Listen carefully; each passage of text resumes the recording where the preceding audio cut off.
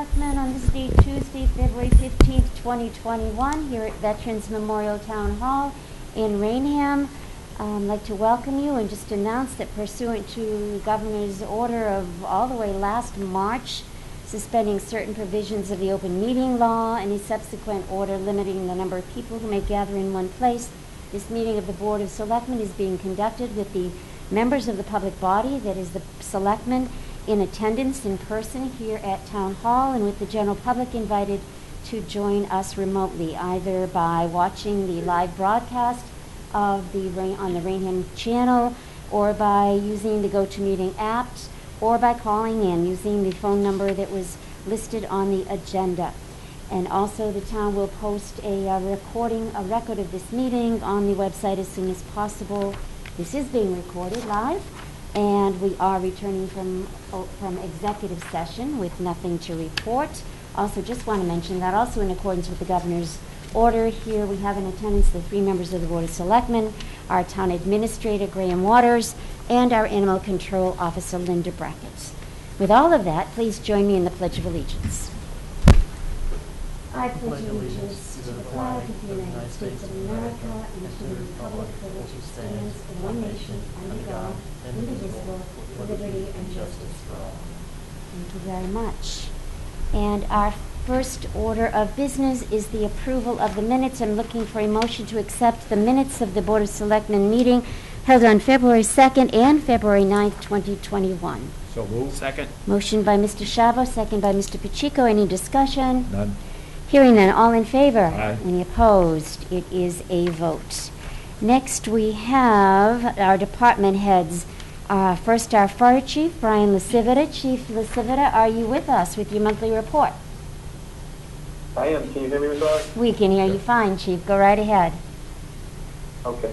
I'll start with the total unforeseen overtime for last month.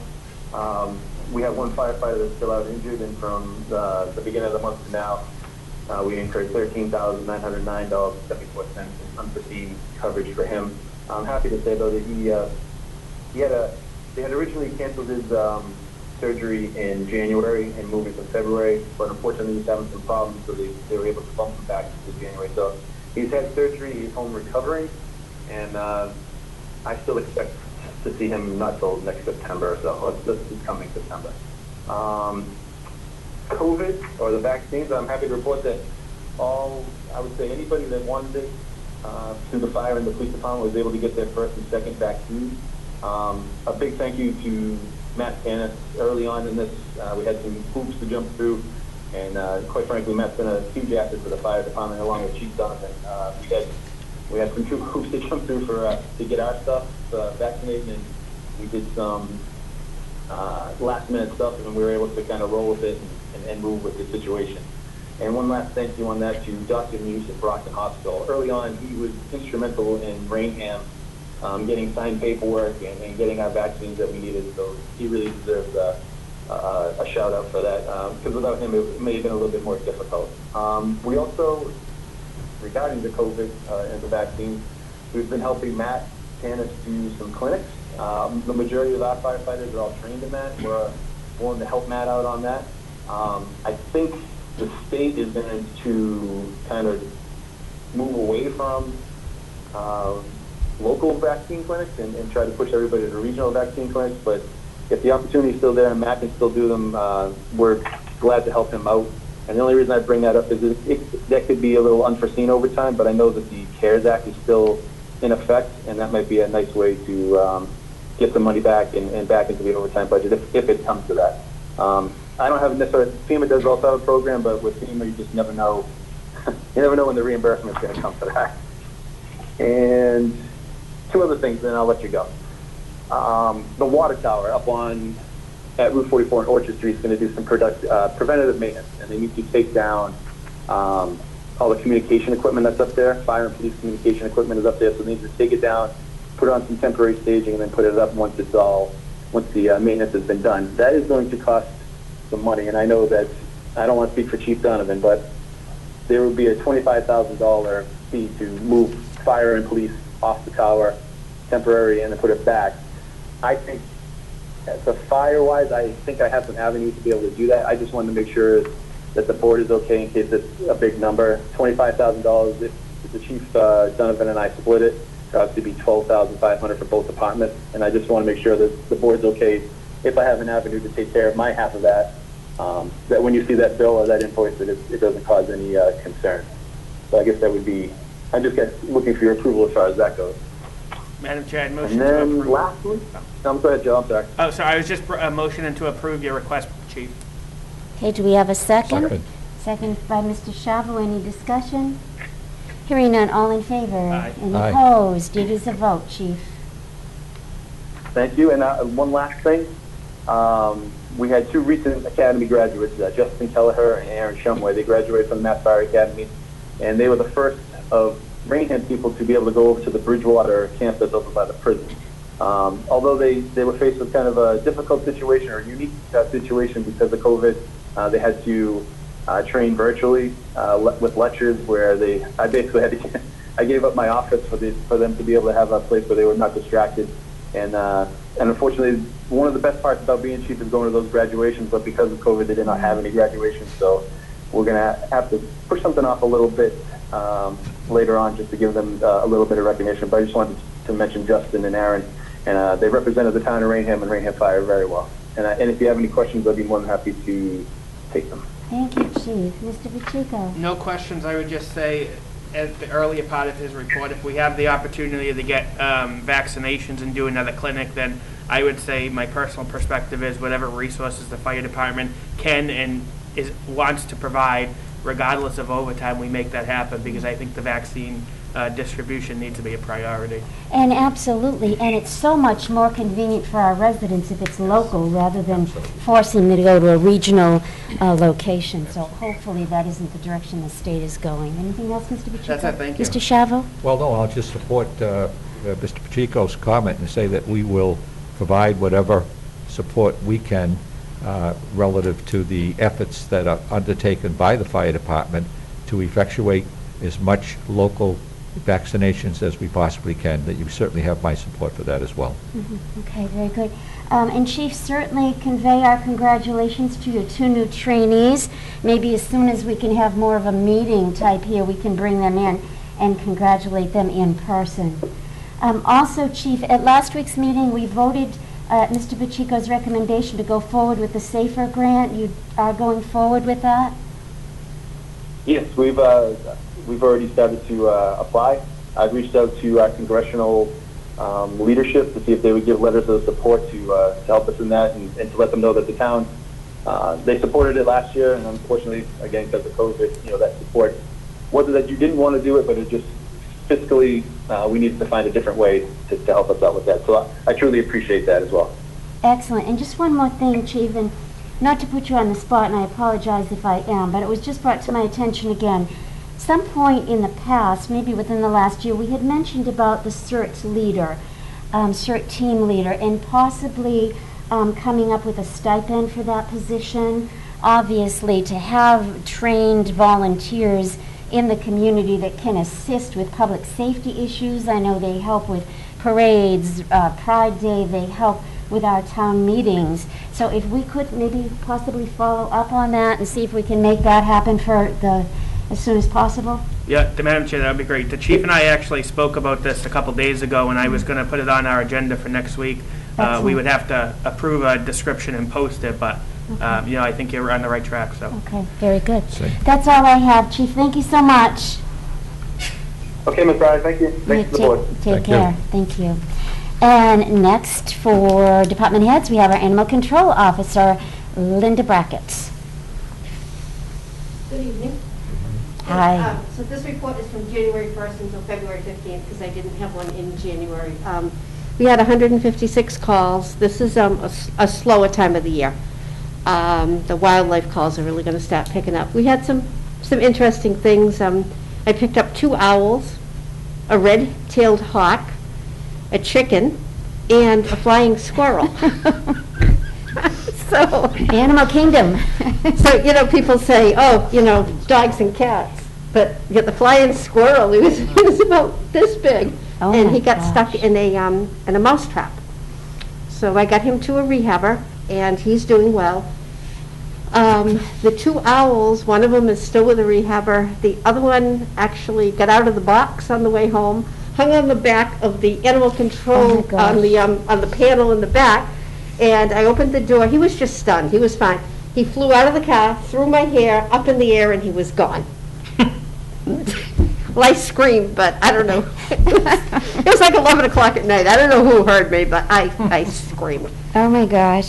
But it's, it was pretty interesting. The chicken was running around at Ace Hardware. It was just a little tiny chicken, and you could tell she was either dumped or she was lost or whatever. So we caught her, and I found her a home, and she's happy where she is and not going to get hit by a car. All right. We get a lot of wildlife questions, a real lot. Some kennel questions, neighborhood issues, neighbors, my neighbor did this, my neighbor did that. Try to just, a lot of times you can just talk those things out and work them out. Sometimes you got to go out and talk to people. We did have 3 dog bites. We had one that, there was a beagle that got loose from his yard. He had a chain on him. And he was running down River Street, and he got his chain wrapped around a pole on a bridge. So some nice man stopped and tried to help him, which he did, but he got bit in the hand. But he was perfectly fine with it. He's like, hey, it was my fault. So he was great. The man's fine, the dog's fine. We've also had some really interesting, we've had 5 different friendly raccoons that have been in different spots. So I've been in touch with the state. We're trying to see if somebody's maybe rehabbing them and dumping them, because that's kind of scary. I got a video somebody sent me last week. Somebody was patting a raccoon on the head. I was going to bring it to Joe, but... Linda. Well, you like raccoons. Yeah, I love them. Got a lot of feral cat issues. I actually picked up a feral kitten 2 Saturdays ago. The poor thing's eyes were totally glued shut and his nose was glued shut from being so sick. Brought him home, gave him fluids, gave him antibiotics, tied him over until Monday till I could get him to the vet. And he has actually recovered, and he's going to be adopted. But he was almost dead, the poor thing. And I've applied for a grant through Mass Animal Coalition for spay and neuter money for feral cats. I know we desperately need it, and I'm hoping sometime at the end of March or beginning of April we'll have some good news and we can set up a program to get a lot of these cats done. So, any questions? Okay, any questions, Mr. Pacheco? No, thank you for the report, Linda. Appreciate it. Mr. Shavo? With the 140 calls, when this is the slow season, I'd say 156. 156, this is the slow season. It tell is. You imagine how crazy things will be when we get out of the slow season, We don't want to imagine. It's, at different times of the year, there's different issues. I mean, there's going to be a big issue with fox. I mean, I can get 30 calls a day on fox when there's little ones out running around. Wildlife's a big issue, but there's no support from anybody for wildlife. And we just have to, if we pick up wildlife there's something wrong, we just have to, there's lists out there, and I've got some contacts, and we figure out where's the best place for it to go, because we can't legally keep wildlife. They have to go to a licensed rehabber. So, and I'm actually starting to study to take the rehabber's license, just so in case I have to keep something overnight, I'm not, doing something I'm not supposed to be. So. Very good. Now, how's our assistant animal control officer working out? She's good, yeah. Good. All good. Okay. All right, if you want to stay there, Linda. Okay. Because I think we have no appointments. Okay. Do we have any other department heads, Graham? Okay. So next we have a public hearing with our attendees online, and this is for a dangerous dog hearing regarding Erica and Andy Durica of Whippoorwill Drive. And I think that we will call the hearing open at 7:15 p.m. And we'll give a report from our animal control officer. Then we'll go to the petitioner requesting the hearing, the Danicas, and then if the owner of the dog wants to speak, and we will take public comment if anybody wants to call in, and then obviously the board can have questions and deliberate. So Linda, the floor is yours again. Okay, thank you. So on January 16th, 2 o'clock in the afternoon, we got a call that there'd been a dog bite. I reported there and with 2 police officers.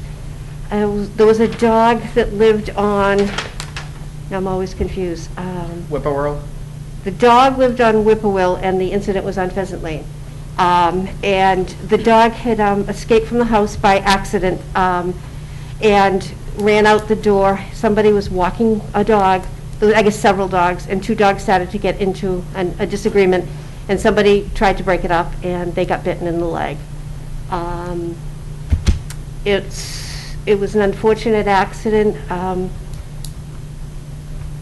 I honestly, I don't feel the dog is dangerous. It was an accident. The people, the Dorikas have done everything they can possibly do. I sent you some pictures showing a gate they put up to alleviate that problem in case one of the children accidentally opened the door. They've been very cooperative. Their yard is fenced in, and I just feel it was an unfortunate accident. Okay.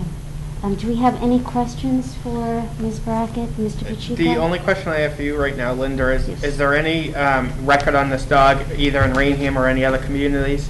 No, there has been no complaints about the dog prior or subsequent. Okay. And I did see in the report that the dog was licensed and vaccinated. The dog was licensed and vaccinated. Yep, they've had the dog about 8 months. It was an unfortunate Okay. incident. The only other question I had, because I don't recall seeing it, but I may have missed, is what is the dog's breed? It's a mix. She's got some pit bull in her, some hounds, I'm not really sure. I sent a couple pictures. She's not a pure pit bull by any Okay. means. She's a mixed breed that I believe she had come from out of state, and she was very nice to me. And I actually got a letter, and I think it's in your file, from somebody that their children always go and play with the dog. So. That's all I have, Madam Chair. Okay, Thank you. Mr. Chavo? Nothing other than to say that I agree with our animal control officer that it is indeed an unfortunate mistake. I think that pretty much summarizes the And, situation. They're extremely remorseful. They've offered Sure. to pay all the medical bills. They put up this additional gate for, Yeah.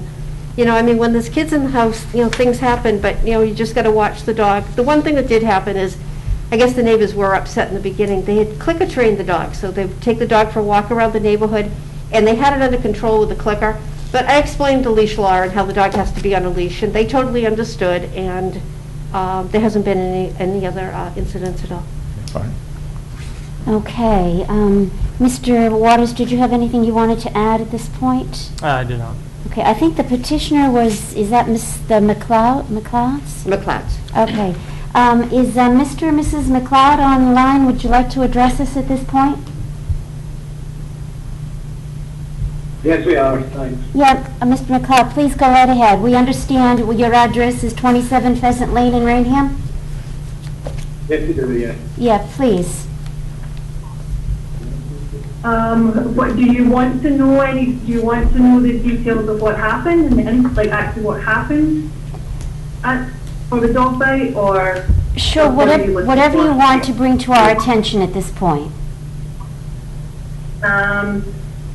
So I think what concerns me most is that it's turned out not just be one incident. This is actually the second time that I've had Erica and Andy's dog run out at me and my friend Jamie. There was no bite the first time, but a few weeks prior, Gemma came running out into the street when Jamie and I were walking our dogs past their house.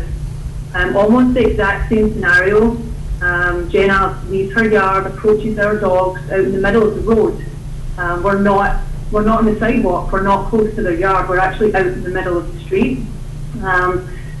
Gemma approaches the dogs, being very vocal and snappy. And on that first occasion, Andy, after a few attempts, is able to call her back into the house. So that was incident number one. And then on Saturday, the 16th, very similar thing. So we're walking past, we're already past the house, past Erica and Andy's house. I'm with Jamie Curtis and Maria Packard. We have 4 dogs with us that day. I'm looking over my shoulder talking to the girls, and I see the Eureka's dog, Gemma, come tearing out of the driveway, running right into the street towards us. We're all in the middle of the road. She runs straight up to us, unprovoked, being again that vocal, snappy dog, and it quickly turns into Gemma and my dog Piper fighting. My dog's on a leash, Piper's on the leash. I'm at that point, I'm trying to keep somewhat of a distance while holding on to the leash, waiting for Erica or Andy to get Gemma, but that doesn't happen. I'm not sure how much time passes at that point. I'm trying to stay calm, but I'm now thinking I'm going to have to drop the leash, which is something I don't want to do. I do remember getting turned around. Either I've pulled Piper or she's pulled me, and that's when I feel the bite on my lower leg. Gemma, I think, bites down for maybe 2 seconds, maybe 3. I honestly do not know. But she releases, and then she's gone. We spoke to Eric and Andy a few days later, and we found out that Andy had actually used their e-collar remote to call Gemma back inside the house, which makes sense as to why Gemma suddenly let go and then just disappeared. And then from that point, I managed to get myself home. Luckily, it's a short walk, and my husband and friends are helping me with the wound on my leg, and an ambulance is called. So that's the 2 incidents that happened personally to me. A few days later, I start to hear of other neighbours who have had run-ins with Gemma from weeks and months prior to the bite. All of which we did sit down and speak to Erica and Andy about, and they did acknowledge knowing about those incidents. So my concern is it's not an isolated incident. Yes, it's the dog's first bite, but she's a young dog. Gemma is only a puppy. She's 1 year old. Having such a short period of time in our neighbourhood to already see these signs of behaviour, with incidents becoming more frequent and escalating, resulting in the bite that happened. In a large neighbourhood like ours, surrounded with so many dog walkers, families, there's always somebody out walking a dog. There's families walking dogs, kids walking dogs. I really do believe that there's a high risk for this to happen again. And I'll leave that there. Okay, thank you, Mrs. McLeod. We're certainly sorry that happened to you. Mr. Pacheco, do you have any questions for Mrs. McLeod? I do. Likewise, Madam Chair, my sympathies to you for the attack. My question to you is, what recourse is it that you're looking for the board to take? I mean, in my estimation, we have maybe 1.5 options. Option 1 is euthanizing the dog, and option 2 is potentially working with the owners to see if we could rehome the dog to another community. What is it that you're looking for the board to do this evening? I do not want the dog euthanized. You don't? Definitely not. I do not. That's not something I'm looking for. Am I concerned about the dog staying in the neighbourhood? Yes. I'm a dog owner. I mean, I love dogs, and it's heartbreaking to think about giving up a dog. But seeing what's already happened, and knowing right now that I haven't since it's been over 4 weeks, I haven't walked my dog. I haven't allowed my son to walk the dog. I'm nervous. What can Erica and Andy do, or what should they do to make sure it can't happen again? So what you're looking for then is for the board to try to put in more parameters to prevent this from happening, but just to clarify, you said you're not looking to have the dog euthanized? That's correct, yes. Okay, well, I appreciate you clarifying that, thank you. Okay, thank you. Mr. Shavo? Yeah, well, obviously, you have my abject sympathy, there's no question about that, but I'm concerned about, the whole experience, which is not just the bite, but it's also the stress, there's all of that. What we understand from our animal control officer is that the people that own the dog are taking steps to see that that doesn't happen again. And I have to tell you, I do a lot of walking, as most people do now because of the pandemic and so forth. And as I walk down my neighborhood, there are 4 or 5 houses with dogs, and when I go by their house, they're barking up a storm. They're just in, I can only say high gear. And in every one of the houses that I go by, they either have one of those invisible fences, or they've got one of them actually has a real chain link fence, but they manage to keep the dogs, and if the dog could get out from behind that fence, I have to tell you, it could be challenging, because that's the way they are. When they see a stranger, they bark and they growl and they do this and that. So as far as I understand, the owners of that dog are going to take the measures to make sure that this doesn't happen again. And after they take the measures which are being dictated to them insofar as the fence and so forth, if there's another problem, then they have obviously failed to accomplish the result that we expect. But as it stands right now, I think the long story, short story is, let's let them do what they should have done in the first place. Thank you, Mr. Shavo. Anything else you'd like to say, Mrs. McLeod, before we see if Mr. and Mrs. Durka would like to speak? No, thank you. Okay, thank you. Is Mr. or Mrs. Durka with us? Yes, this is Erica Durica and Andy Durica. Yes, sorry if I mispronounced your name, Andy. That's okay. Would you like to address the board at this time? You've heard the conversation. I would. Thank you. Go right ahead. Yep. Good evening, everyone. I just wanted to give a little bit of background. So Gemma is a mixed breed rescue that is licensed, spayed, and up to date on all of her vaccinations. We did adopt her in June of 2020 from Forever Paws in Fall River when she was 5 months at the time. And her name at that time was Poppy. On adoption day, the staff came out to give hugs, kisses, and treats to who they referred to at the time was Princess Poppy. That was because of her demeanor. After adopting her, we named her Gemma. Since being in our home as a member of our family, she has been playfully energetic, loving, and gentle in our care. She's loyal, well socialized, and loves most other dogs. I say most because not everyone gets along 100% of the time. She's been going to daycare at least twice a week since July, has playmates in the neighborhood and elsewhere in town. She's had training. We do have 2 sessions left, and yes, she does e-calling. We have 2 boys that are 11 and 13, which makes for a very active household with people of all ages in and out on a regular basis.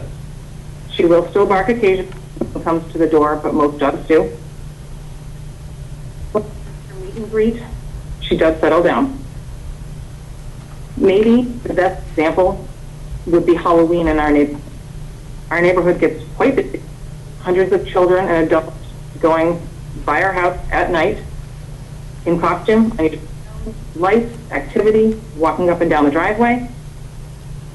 That night, left to pet her, which neither we nor she had any problem with.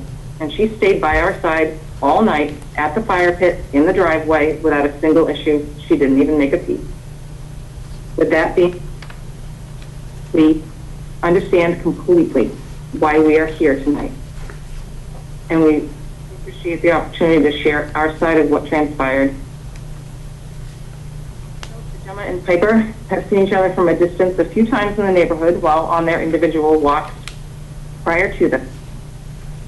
And the fact that they didn't prefer to be around each other even from a distance, that was made evident. The report states, our son's friend, who is also a neighbor, came to the house selling football squares as a fundraiser. He initially went to the front door, which we opened, keeping the glass storm door closed and locked. At this point, we did see Leslie, Jamie, and Maria walking the 4 dogs. Because we were aware of Gemma and Piper not being friendly towards each other, and to avoid disturbance, I motioned to the neighbor to come around the side door in the garage.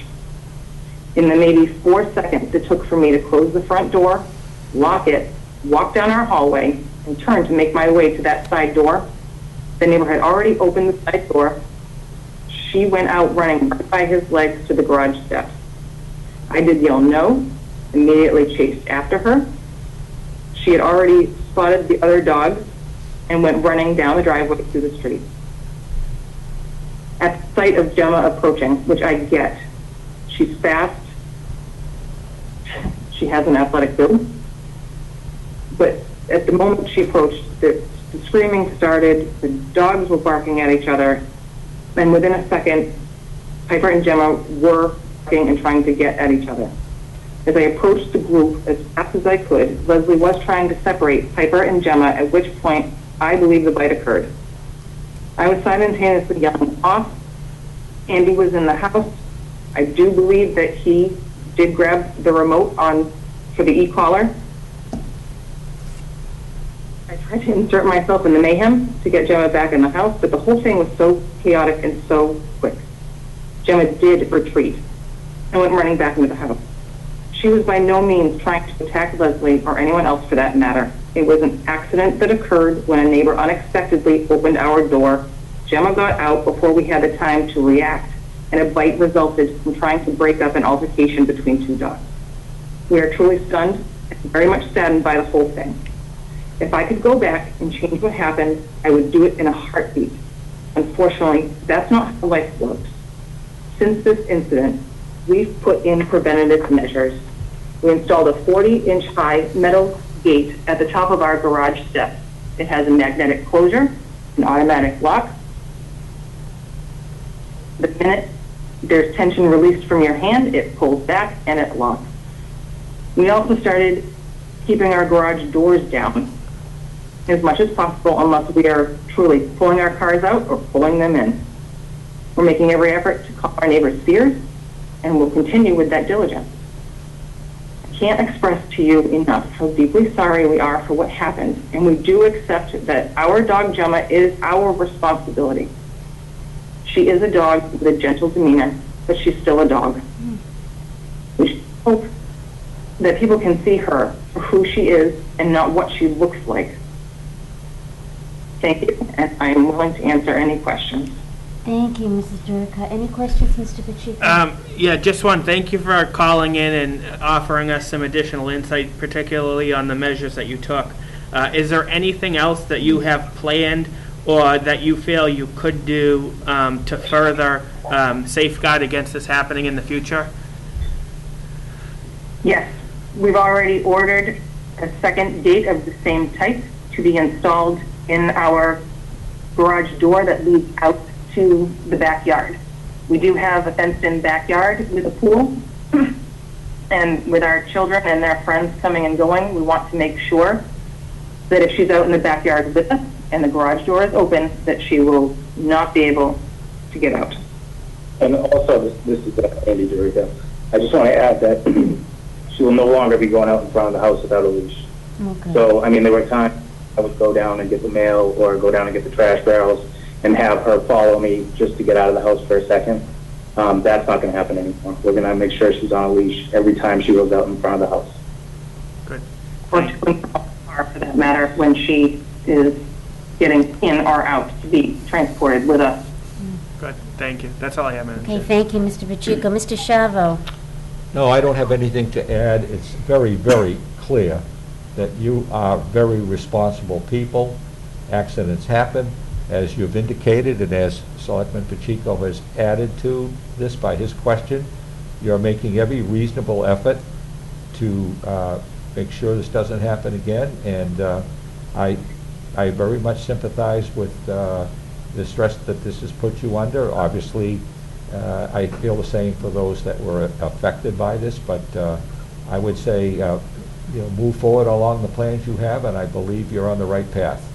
Okay. All right, thank you, Mrs. Durica. Since it is a public hearing, I just want to open, if there's anybody else there that wants to address the board, please just state your name and address for the minutes. Anyone else that wants to speak at this time?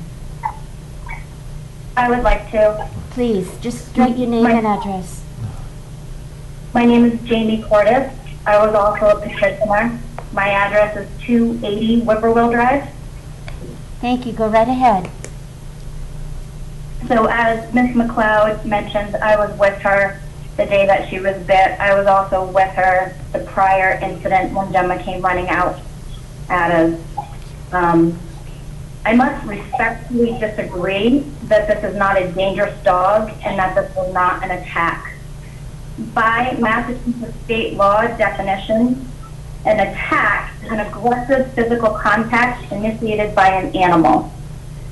The definition of a dangerous dog is a dog that either without justification attacks a person or domestic animal causing physical injury or death. As Leslie mentioned, this was not the first time that Gemma came out after us. The first time we were very lucky because we were able to get control of the dog and no one was injured. The second time we were not so lucky. It did happen extremely fast, but I believe it could not have been more than 2 minutes between the time the dog ran out of the yard and bit Leslie. You know, if this has been a situation where two dogs are walking on the street, they come face to face, they start growling, they get into it, they start fighting, and their owner's in between them and gets bit, that's completely understandable. That is an accident. This is a very, very different situation.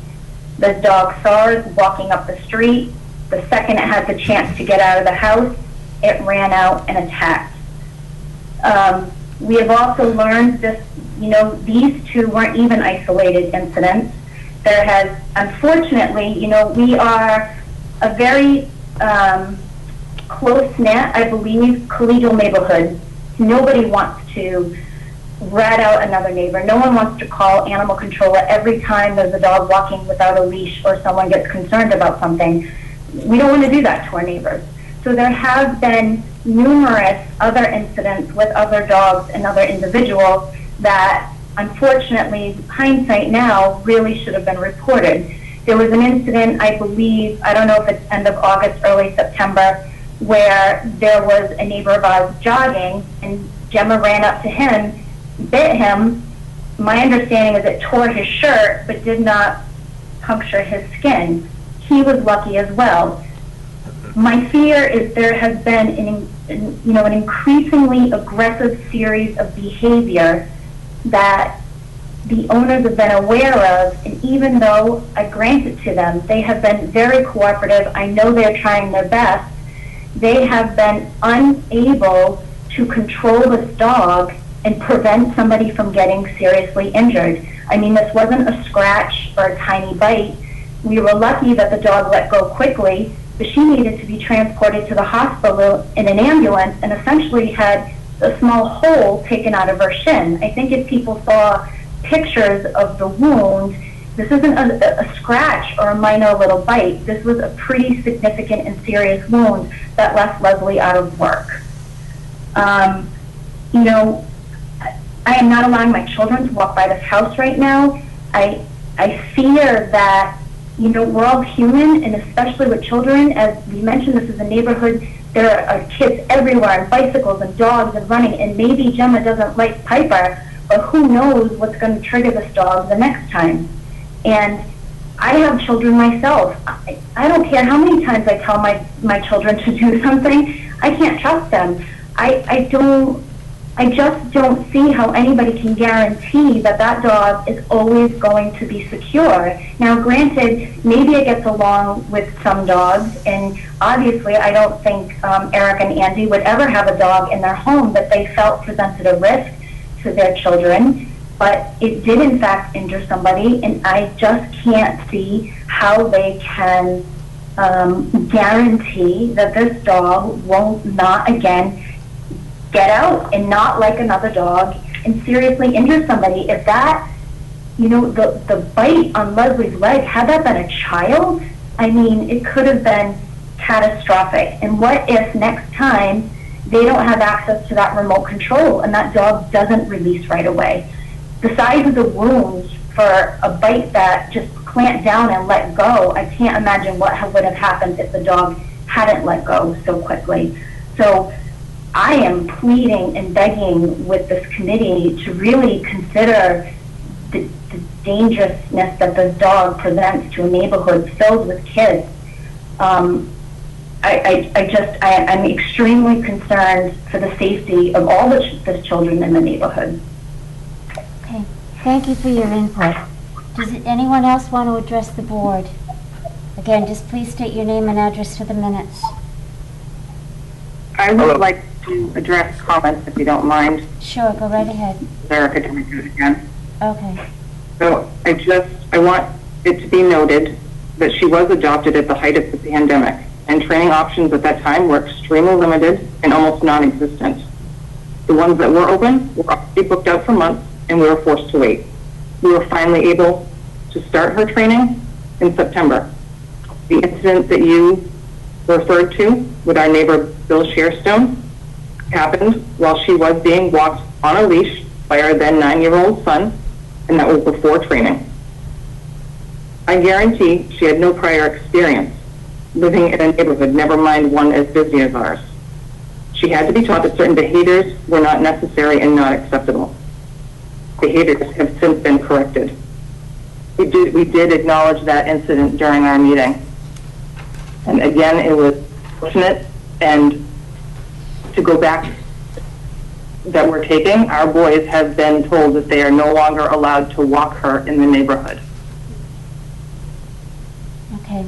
All right, thank you. Thank you. Anybody else who has not yet spoken want to address the board?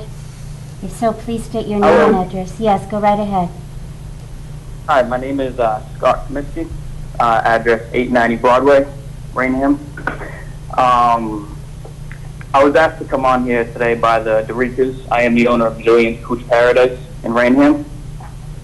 And they asked me to just speak on my experiences with Gemma. So I'd like to do that. So Gemma's been coming to us for about 6 to 7 months now. And, right off the bat, we've had nothing but positive experiences with her from what we've seen. She has been around dogs that are bigger than her, smaller than her, her size. We've never had any issues with the other dogs or with the staff. From what we can see and what we've seen from her, she is a very well socialized dog.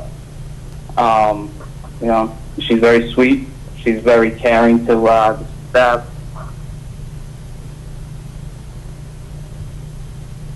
We lost him. Okay. All right, we thank you. Anybody else wish to speak? Tina Green here, 76 Whipplewell Drive. I live a few houses down from the DeRicas. Go right ahead. I would like to voice my concern with the fact that without hearing any of the remedial measures that were going to be taken by the DeRicas, that one of the board members was referring to them being responsible pet owners and making remedial taking remedial measures to ensure the safety of our children and our pets in our neighborhood. And that's just simply a statement. I find that off the cuff, that was pretty insensitive. And there's nothing to support that. All you heard from the animal control officer was that they put up a 3-foot gate in their garage. You have, I hope you have, many letters from neighbors in this neighborhood before you, because we sent them all to your secretary, and they were supposed to be forwarded to you. We have received many letters, yes. Okay. So you know that there are many neighbors who no longer allow their children to walk by that home. And this isn't based off of one bite. My dog is not allowed to be walked past that home.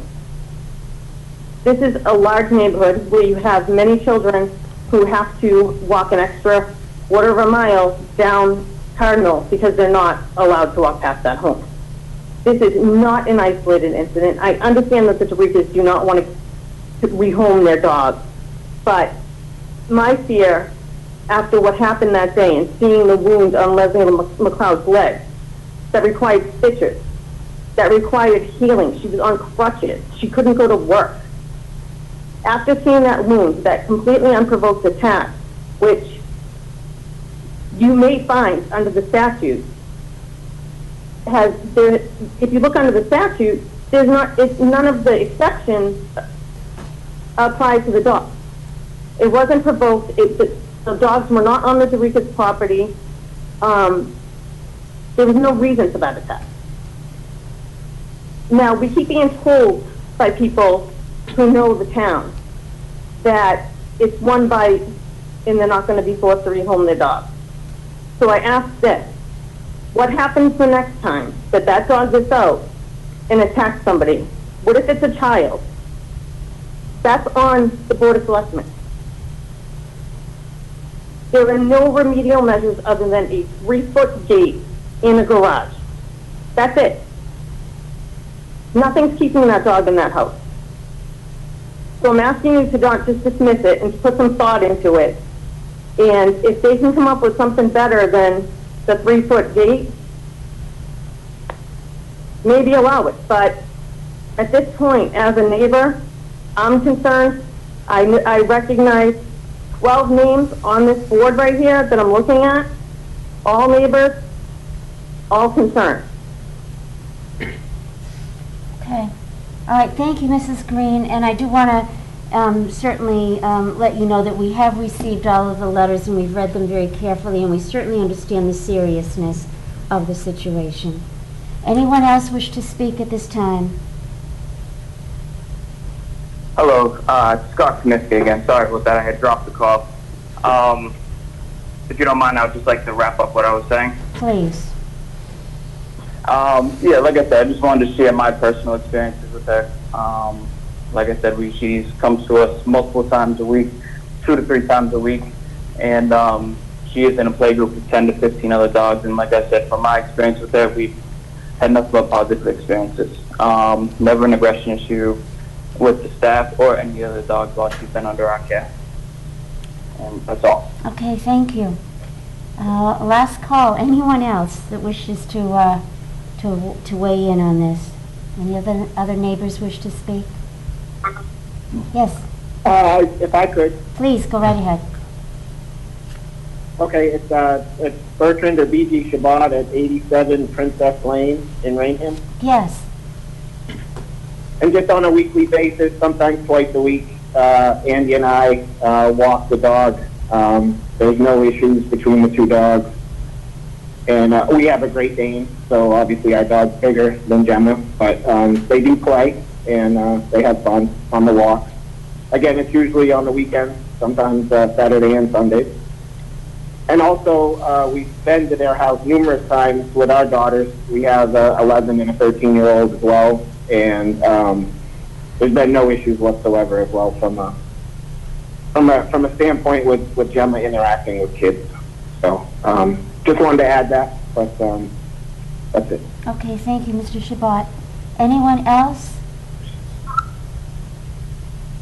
Okay. I'm going to go back to our animal control officer. Mrs. Brackett, what is your recommendation to the board? I understand everybody's concern, but I've also looked at the situation. I've visited with Gemma, I've visited with the DeRicas. They are totally committed to making this work with this dog. They rescued the dog, and they are going to do everything they possibly can. The gate they put up, I think it's 4 feet tall. I mean, she can't jump over it even if it's 3 feet tall. It is in the problem area where the dog could get from the house out into the garage. They blocked that off. And like Erica just said, they're going to put up another one of those in the backyard. I feel they've done everything possible. I feel they're responsible. And it was an unfortunate accident, and I sympathize with Mrs. McLeod that got bitten. But at this point, I don't feel there's an issue. And I feel, if something else comes up, I would urge people, if you have an issue, call animal control. We've never gotten any other calls. We heard all these things, never gotten one phone call. So at this point, I would say that let them, give them a chance. I feel that they've done everything they can possibly do, and I honestly don't believe there's going to be another issue. Okay. You feel that they certainly understand that the dog has to be under their control at all times, and there cannot be another incident? Absolutely. Absolutely. I mean, I've talked to Erica 3 or 4 times. She'll just call and, say, well, how about if I do this? What do you think of this? Is there anything else, that you would like me to do? She's been very, very cooperative and very, very sympathetic to the woman that got bitten, and I honestly feel it's going to be fine. I'll go back to the board. Mr. Thank Pacheco. you. Just one other question, Linda, and I Yes. would yield to you in your professional opinion, that because I see both sides of it. I see the Derikers and the initiative that they put forward, and certainly that is vastly different than other dangerous dog hearings we've had in the past where the owners haven't been cooperative. Very different. But I also hear the concerns of the neighbors who called and the desire for them to feel safe in their own neighborhood with their children and with their pets. And recognizing what they've done so far would potentially, and again, I'm not a dog expert or a safety expert, but would one of those electric fences be any additional benefit where there's a collar and they, for the front yard where the front yard isn't fenced in? I think where they're going to keep the dog in the house and in the backyard is a better thing, because I think if you have a electric fence in the front yard, where they have a fenced-in backyard, I think that's a good thing. Yeah. But the electric fence in the front yard, I get a lot of complaints from people that are walking dogs, and there's a dog behind an electric fence, and they run right up to, if the line's here, they run right to here, and they scare people. Yeah. And I don't think that's, I don't think an electric fence is a good idea. To me, it wouldn't be for the dog to primarily be up front. It would be an additional safeguard that if in the event the dog got loose again, it's an extra barrier that's there. But if the dog came down the driveway, the electric fence wouldn't help that, because you can't put the electric fence through the blacktop of the driveway. Oh, well, that's why I asked you, Linda. That I didn't know. I think Mr. if I Shavo. may, I'm sorry, just to, If I may rebut that, an electric fence does stop, this is Tina Green again, an electric fence does stop dogs in the driveway. I own one and I have a lab who has an electric fence. So how do you get the fence through the blacktop? When they install the fence, they have a machine that shoots it into the asphalt. Okay. And then they cover it with rubber. All right, I've never seen that done. Okay, Okay. I learned something. Okay. Thank you, Mrs. Green. Mr. Shavo. well, I think we need to take the advice and recommendation of the animal control officer. That's what her job is. And I would say at this point, the owners take this very seriously. It's eminently clear. And so let them make and take the measures that are appropriate and that are supported by our ACO, and let's move forward. Madam Chair, if I could, one other question. Mr. and Mrs. Derica, if you're still with us, would you be amenable to exploring the options of an electric fence for the front yard? Absolutely. If it makes the neighbors more comfortable, absolutely. Okay, and so and I only can speak for myself, but if we were to make that as an order of the board, you would not object to it? No, we would not. Okay, thank you. Okay. Do you want to make a motion, Mr. Pacheco? Yeah, what I would motion in consideration of all the comments we got and the feedback of our animal control officer is to have a 30-day status report, but also order the Derikers to investigate the feasibility of an electric fence on the front of the property as an additional safeguard, in addition to the one gate that's already been installed, the second gate that we've been assured will be installed, and the other safeguards in place, such as the children not walking the dog and the dog being maintained in the fenced-in backyard and on the leash when it's off the property. Okay. Second for discussion, Mr. Shavo? I'm not sure what the motion is, but I'll tell you where I'm at. I think that these people putting in a number of changes, so I think we ought to proceed with the changes that they've got. Let them consider and work with our ACO with regard to the possibility of additional security. But I think at some point we've got to stand back and take an assessment of where we are with the changes that are being made. So if it's 30 days, we review this, I'll second that, but I will not second a board order to put the fence in the front. We can consider that. That can be discussed with the ACO and come back and give us a recommendation. Okay. 30 days? Yep. Okay. Okay, so, So the that motion sort of is, sounded like it, but a little Yeah. bit different. Yeah, I mean, my inclination is, especially where the Dorikas are amenable to it, I just think it's an added safety I measure the agree. board can give comfort to the neighbors for. Again, if it was a scenario where they were protesting, maybe we would take the 30 days and review it, but they are obliging my inquiry, so. Yeah, I'll second that motion, Mr. Schiavo. Mr. Pacheco. I think obviously the Dorikas love their dog. They're very, as you pointed out, very conscientious, and they're going to do everything in their power to make sure there is never a second incident. But we also, understand the concern of the neighbors.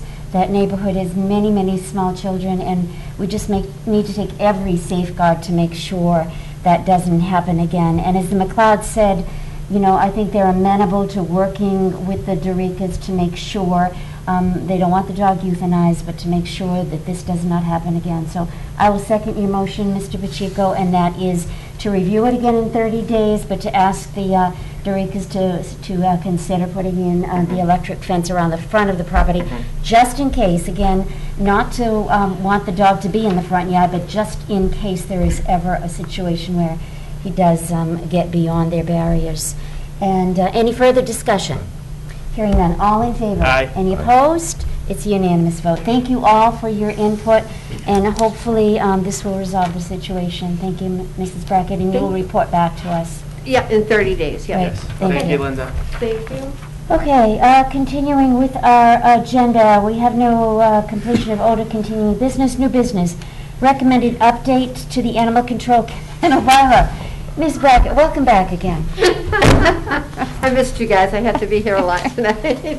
Yes, and I would, commend you. You put a lot of time and effort into reviewing what we have and making suggestions. There is a lot here. Do you want to review some of the proposals briefly, and we can take it under advisement? Sure. Everything that's been changed is highlighted in yellow.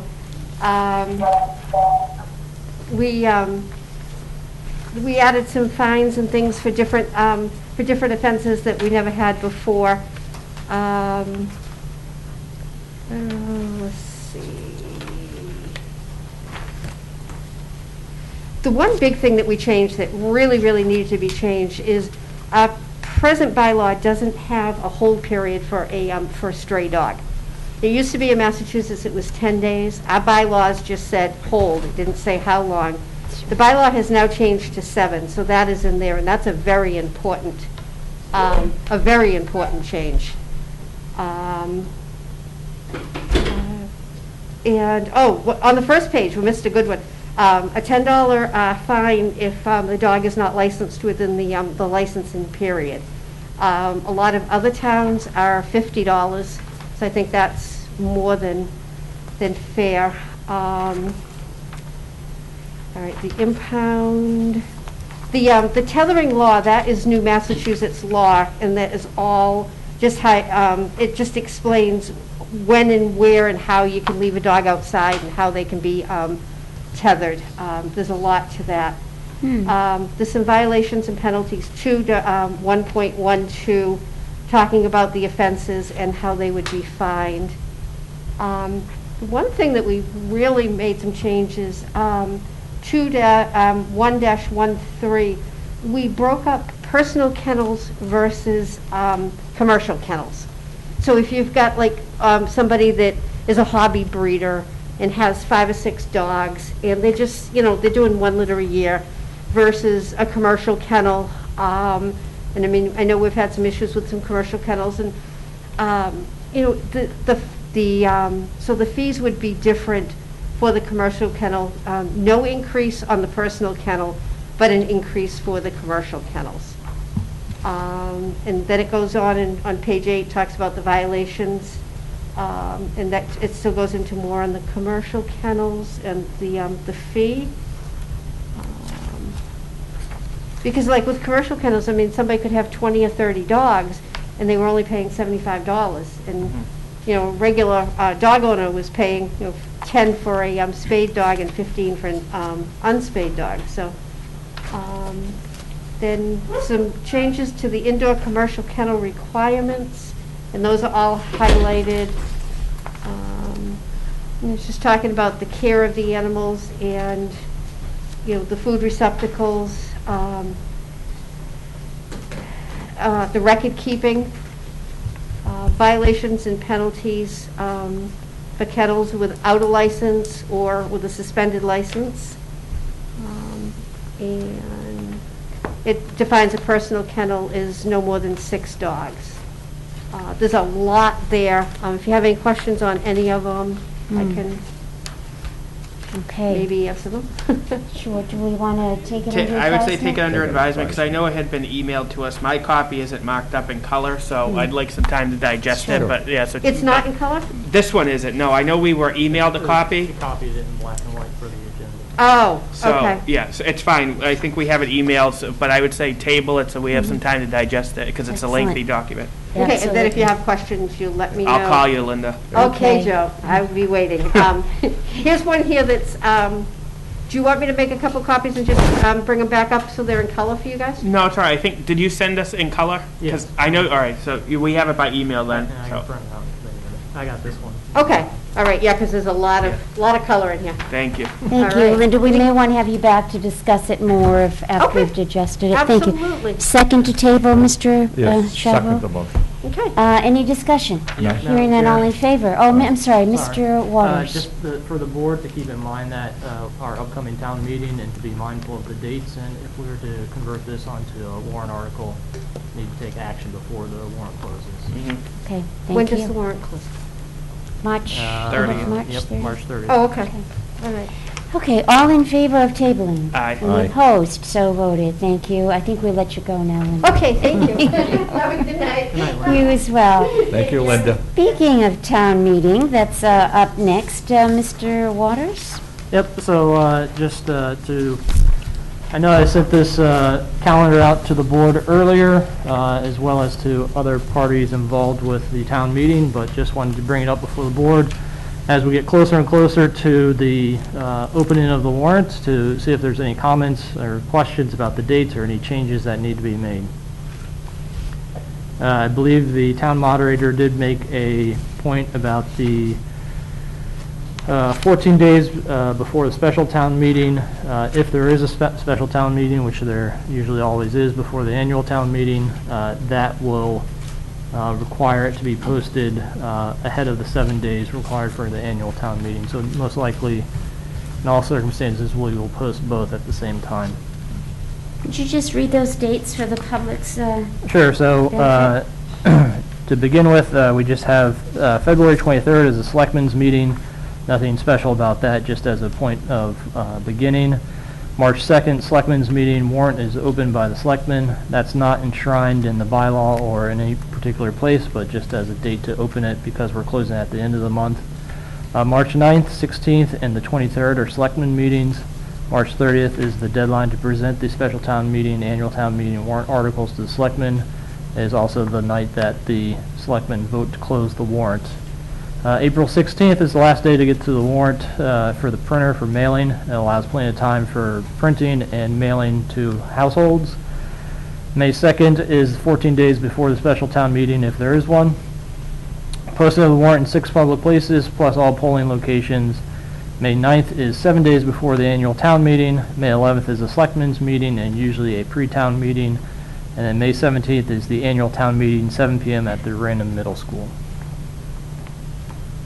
Okay, thank you. Any questions? None. Okay. And All right, very good. Next, we will move on to the town administrator's reports. Mr. Waters. Thank you, Madam Chair. Ongoing business includes the HR position. The search is still open, and the town is still receiving applications. The committee will meet Wednesday, tomorrow evening, to go over the applications received so far and begin to select candidates to vet further. The finance director town accountant search, I've had some initial discussions with the Collins Center about the scope of work. I'm waiting to hear back from them on a project proposal and costs, and I will send that to the board as soon as it's received. The town warrants, I'm working on assembling a draft warrant by the end of the month. A copy will be submitted to the board, the town clerk, the town moderator, and department heads for review and any feedback. Town auditor RFP proposals are due to town hall this coming Friday. the treasurer collector, King, and I will review the proposals and bring forward a recommendation to the board for consideration. Upcoming, we have the next regularly scheduled Selectmen's meeting on Tuesday, February 23rd, 2021 at 7 p.m. right here in the Don McKinnon Meeting Room of Town Hall, 558 South Main Street, Raynham, Massachusetts. The public will be able to participate via GoToMeeting meeting platform or by watching the Raynham Channel on Verizon, Comcast, or a recording posted later on YouTube. And then also one final thing, I'm applying for the Community Compact Grant. I believe the board received an email from Libby of the Collins Center. I will be applying for the cost of the project that is currently undergoing by the Collins Center, so I'm working on that as well. That is all I have, Madam Chair, unless there's any questions or comments by the board. Thank you, Mr. Waters. Mr. Pacheco? None, Madam Chair. Mr. Shavo? None. Very good. So we move on to Selectmen's report. Mr. Pacheco? Nothing this evening. Thank you, Madam Chair. Mr. Shavo? Yes, I do, Madam Chair. I want to bring up a subject that does resonate with many of the town's residents. And that subject is securing a modest facility for our animal control officers, which has been a subject for most of the night, as it turns out. To secure a modest facility for them to work from. Most, if not all, realize that the small space the animal control officers currently occupy at the Old North School is in no way a permanent home. The only option that has come to light after much searching is a small piece of the 10-acre plot that the public safety building will hopefully be built on. This is a natural location because the animal control officers frequently work with the police for on-call responses. The interconnectedness with the police reinforces the logic of locating their modest 1,000 square foot proposal in this 10-acre plot. We have proposed a bare bones concrete slab with a prefabricated shell.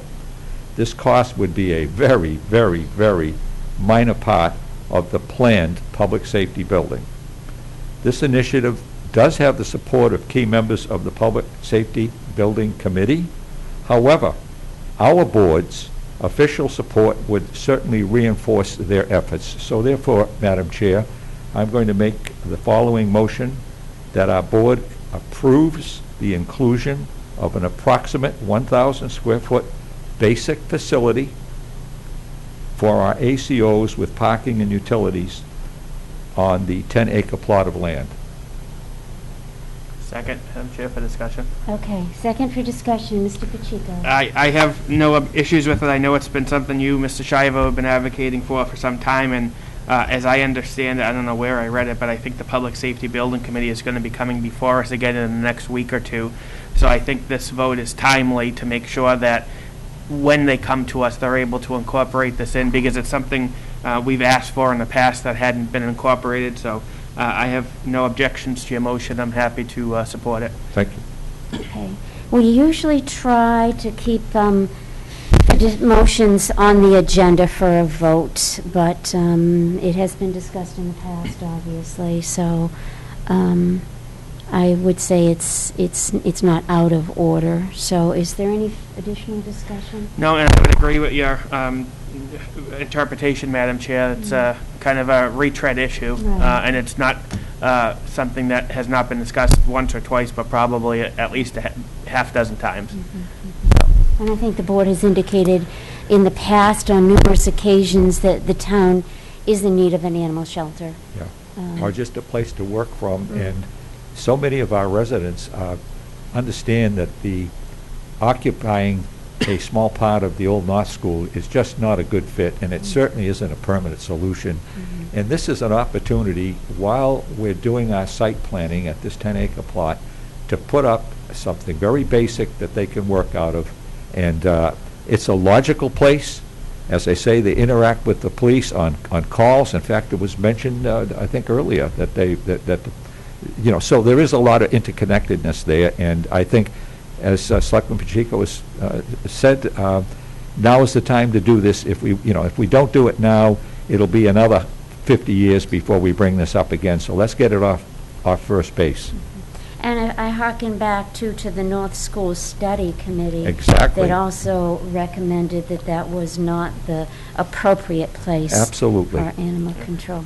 If I could too, just to your point, Madam Chair, I know I had advocated for ACO staying there for the time being until an appropriate place could be found.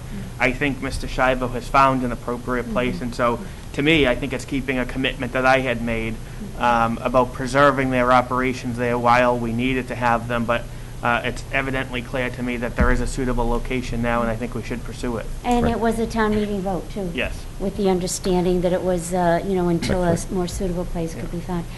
All right, I'll call for the vote. All in favor? Aye. Aye. Opposed? It is a vote. Okay, very good.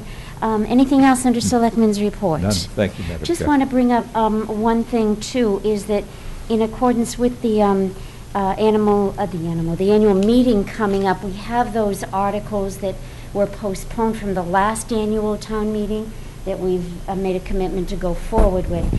And one of those was from the planning board requesting an associate members. And from our understanding from our previous town council, Mr. Antine, a 5-member board could only have 1 associate member, which really doesn't address their need terribly well. It seems that people that will serve on the planning board do so because they have expertise in that area, and more often than not, they have projects within the town so that they run into conflicts of interest. I had at the time mentioned it to our building commissioner about the possibility of, instead of going with the associate member, if it would make sense possibly to, if we're talking, we've got on the agenda about the possibility of increasing the Board of Selectmen, increasing the planning board to a 7-member board instead of a 5-member board, that might give them more of an opportunity to have a quorum if there are people that, have a conflict for one way or another. And I would just throw that out there, and perhaps if the board doesn't object, if our building commissioner, zoning enforcement officer could bring that before the planning board just to see if that's something that they would support or not, if they think that would address their concern, perhaps more than just 1 associate member. I have no issues, Madam Chair, if we get the planning board's input. The one thing I will say is, just to reiterate what I had said last time when you had brought it up, is we have challenges on occasion getting candidates to run for office, and that's why I was supportive of the appointed associate member, because I think it provided an opportunity for somebody to step forward and engage in a different type of role without having to go through the exercises of being a candidate. And there's been multiple incidences over the years where we've had elected positions without a candidate until potentially the last day or by write-in vote. And I don't know if we'd be setting ourselves up by adding 2 seats at least immediately to leaving them vacated. And I think the other piece is elected office should be competitive. Do you just want 7 seats on there with never any competition? Well, that brings up a good point, too, is that also the thought is that I think a 5-year term discourages people from running for that position. Every other elected term in town is 3 years. I'm not sure what the rationale is for a 5-year term, but I think it's a huge commitment on someone to run for 5 years. That's more than the president, for heaven's sake. And possibly we would get more candidates if it were a 3-member board. Maybe if that could be just suggested to the planning board also. I understand what you're saying, Mr. Pacheco. Yeah, I mean, definitely be open to their feedback. Chairman Andrade's been on the planning board 18 years. I think he knows the nuances of that board. Vice Chairman Fountain, Attorney Fountain, has been on 20-something years. I would definitely be interested in hearing what their perspectives would be. Sure, and to say, if the board were increased to 7 members doesn't mean there still could be an associate member. I think you could have more than 1 in the case if you had a 7-member board. So, again, just if maybe, Mr. Waters, you could pass that on to Mr. Iafredi to check with the planning board. Sure. And the only other thing I want to mention is that our RAVE organization has announced through its coordinator, Becky George, that RAVE will be going forward with its Read Across America program this year. It's going to be totally different because of the COVID restrictions that RAVE volunteers, some of our VIPs from the community, are going to be asked to record a reading of a story, either a short story or excerpts from a book. And we're getting a little way, after so many years of doing Dr. Seuss. This year, Rave has a new theme. It's going to be celebrating America, a country of heroes, not hometown, but heroes, and that asking our VIPs if they will select someone that maybe has inspired them or that they want to share with the students in the school, and to discuss them, whether it's Martin Luther King or whoever it might be. I think there are so many different inspiring citizens over the years. George Washington, I mean, there's just an endless list of people that they can come up with. I already got one. You already have one, so do I. And so just wanted to bring that. So if you've been a reader before, you may be getting a phone call from Becky. And I thank them for that. And that's all that I have. Next we have no correspondence, I believe, other than what we had mentioned before. Press time. Does anyone wish to address the board from the press? Any questions? None. Emergency business, Mr. Pacheco? None, Madam Chair. Mr. Shavo? And how about citizen and community input? Anyone else wish to address the board at this time? Mike is shaking his head no. Okay, we're good. So then, looking for a motion to approve the Town of Raynham invoice and payroll warrants dated February 16th. So moved. Second. All in favor? Aye. Any opposed? So voted. Motion to approve the Raynham Police invoice and payroll warrants dated February 15th, 2021. So moved, Madam Chair. And I will second that, and roll call vote, Mr. Shaffer. Aye. Mr. Pacheco. Abstain. And the chair votes aye. And Mr. Pacheco, your motion? Motion to adjourn, sign the bills, no business thereafter. At 8:17 PM. All in Second favor? the motion. Any Aye. opposed? Aye. So voted. Thank you all for being with us. Please have a safe week. Yeah, I signed the wrong line on this one. I apologize. Graham, do you have the